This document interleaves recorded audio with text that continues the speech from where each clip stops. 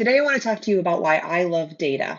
And it's not because I'm a numbers nerd, because I'm really not even really that good at math. But I love it as a mindset coach because I think data is a fantastic mindset tool. Having hard facts in front of you, numbers that you can verify, helps keep you from spiraling with your thoughts and believing your thoughts and feelings as facts. And when you do have distorted thoughts, because we always will, having data is so valuable for helping you be able to verify what's real and what's not. And data gives you a tool for figuring out where you want to go next. What's working? What's not working? What could work with some changes?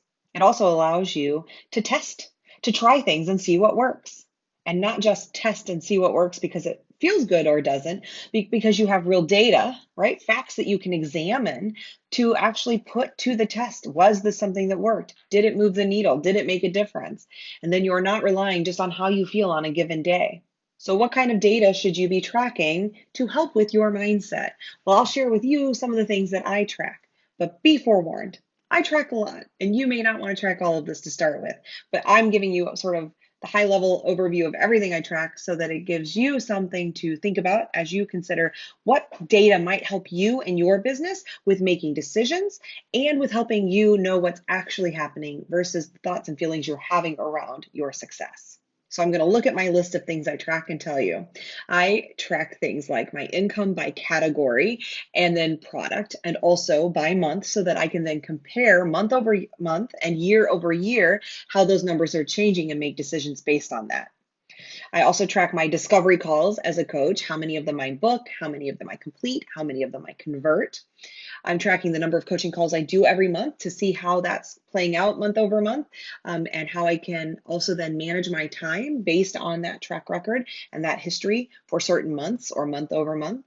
I also track things like my social media and my email list size and the growth of those month over month and year over year, not to get caught up in the vanity metrics of it, but to have real data to understand where I'm at. What's working? What things am I doing that are helping to make those things grow? Or what is the social media then, the growth actually translating into clients? I'm also tracking things like the number of podcasts and summit appearances that I'm in, also to help know if those are working as marketing efforts. I look at things like my email open and click-through rates so that I can tell, are the messages I'm sending resonating with my audience, or do I need to tweak those?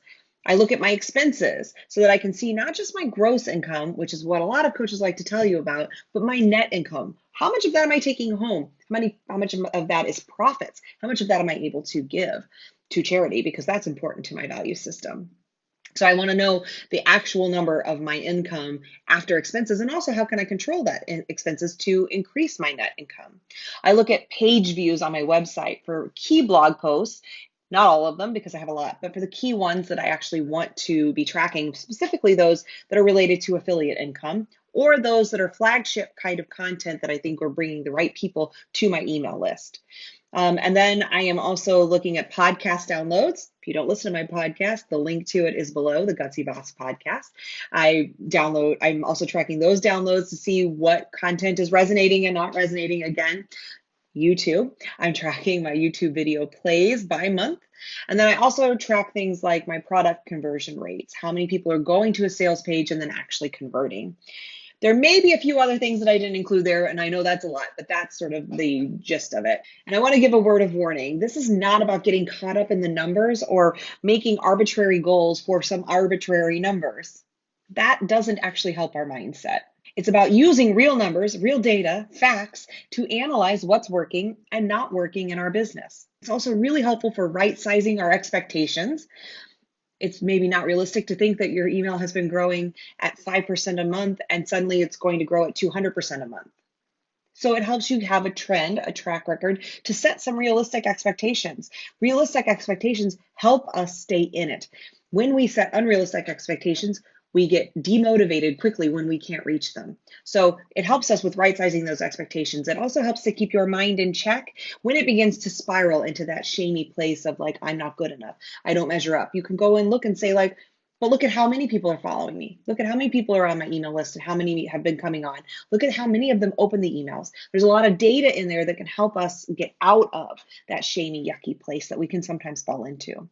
But I also want to say the data isn't just quantitative data, meaning the numbers. It's also qualitative data, things like feedback from our customers. So instead of just mind reading and hoping you understand what your clients or customers want from you or what they do and don't like about you, ask them, do surveys, do intake questions and exit surveys, and then capture all of that data in one place where you can look at it.